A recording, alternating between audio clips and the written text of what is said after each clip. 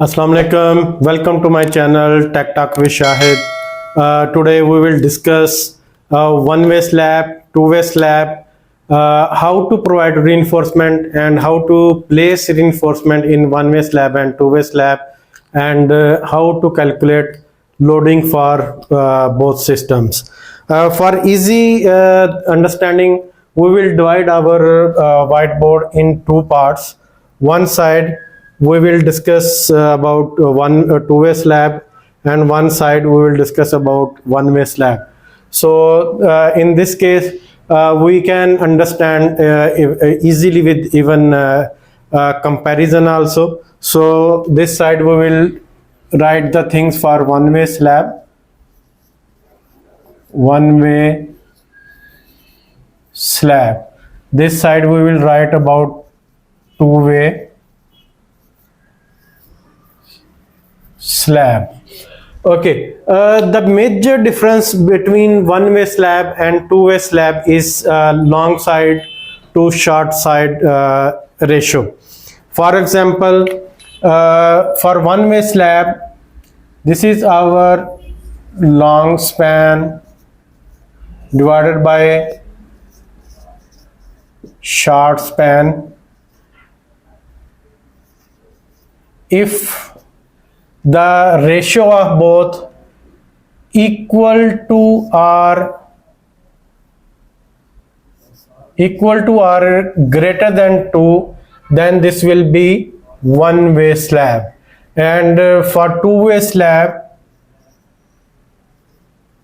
long span to short span should be less than 2. What it means, for example, we will draw one-way slab.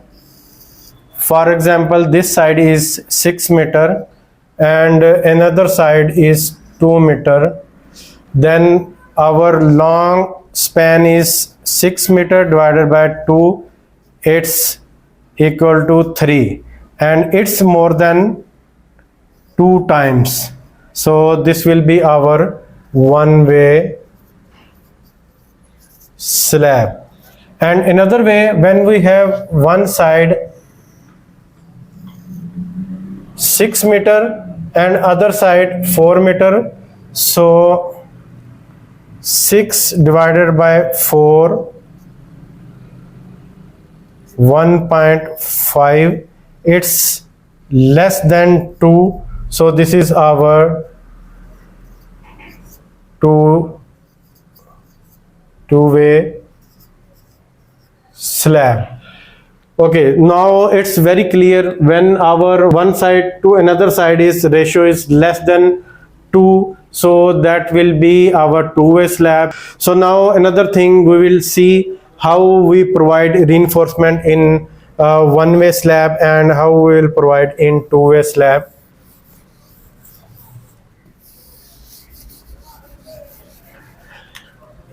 In one-way slab, our main reinforcement will be in shorter direction. This is our shorter direction. Suppose here we have a beams, so this will be our main reinforcement, because total slab load will be taken by this reinforcement. This will be our main reinforcement, and in another direction this will be our secondary reinforcement, or it also called temperature reinforcement. This will be minimum reinforcement which we need to provide for shrinkage cracks or temperature control cracks. This reinforcement will not bear any loading from this slab, but it need to provide like to cover the minimum requirement of any reinforcement for slabs. So another thing, in one-way slab, our main reinforcement placement will be something like this. Suppose when we will cut one section, suppose we cut one section from here. So this is our slab, here we have beam. So our main reinforcement will be at bottom and secondary reinforcement will be at top. This is because when we need to design a slab section, we need to consider its depth. As long as clear depth will be more, so our section will be more stronger and it required lesser reinforcement. If we place this bottom reinforcement at top, so it's very clear our d distance will be less, so we need to get more d distance. That's why our main reinforcement will be at bottom and secondary reinforcement will be at top. So this arrangement will be our for our one-way slab. Okay, now we will come to two-way slab. In two-way slab, our main reinforcement will be in both directions, in x direction and y direction, and both reinforcement will take contribute for load sharing, because sometime we have a square slab panel, so both direction reinforcement will contribute in same way.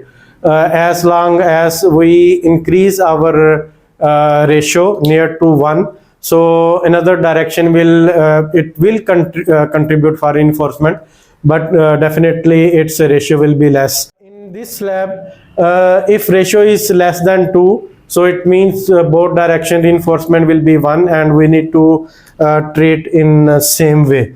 So this will be our main reinforcement. In this direction also it will be main reinforcement, and but when we will when we will place this reinforcement in at side, what we will consider shorter direction reinforcement we will consider at bottom, and because it will contribute more for loading, and longer direction we will consider this as a secondary, like above the main reinforcement. So since this is the shorter direction reinforcement, this will be our main reinforcement, and long direction reinforcement will be secondary reinforcement. But both reinforcements will be main reinforcement. So when we will cut one section from here, so this is our slab, suppose this is our beam, so our main reinforcement will be at bottom and secondary reinforcement will be at top. So this will be the best way to place the reinforcement, because in shorter direction reinforcement that will contribute more as compared to longer side reinforcement. So that's why that reinforcement, shorter direction reinforcement, we will keep at bottom, and another side we will keep at top. Another thing in two-way slab, our beam will be on all sides, and all sides beams it will contribute in same way, because we have a two-way reinforcement here, so every reinforcement will transfer load to concerned beam. So there will be beam on periphery of this panel. There will be beams in two-way slab also, like this. There will be beams, but these longer beams will contribute more as compared to shorter direction beams. This we will discuss now in our next step, how we will calculate loading for one-way slab and two-way slab. Okay, now we will clean our board to see more bit.